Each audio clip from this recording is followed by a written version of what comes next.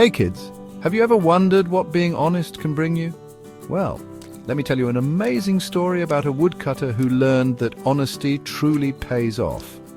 Once upon a time there was a poor woodcutter who lived in a small, cozy house near a beautiful forest. Every day he would go into the forest to chop wood with his trusty iron axe. One sunny day, while he was cutting a tree near a sparkling river, his axe slipped out of his hands and fell into the water. Oh no. The woodcutter was very sad because that was his only tool to earn a living. Suddenly something magical happened. The river god appeared from the water. He had a kind smile and held a shiny golden axe in his hand. The river god asked, "Is this your axe?" The woodcutter looked at the golden axe and shook his head. "No, that's not mine," he said honestly. The river god then showed him a beautiful silver axe. "Is this your axe?" asked the river god. Again, the woodcutter said, "No, it's not mine either." He knew his old iron axe was not as fancy as these, but he didn't lie. Finally, the river god showed him his old, worn-out iron axe. The woodcutter's face lit up with joy.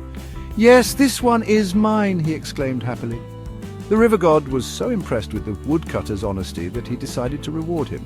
"Since you were honest, I will give you not just your iron axe, but also the golden and silver axes," said the river god.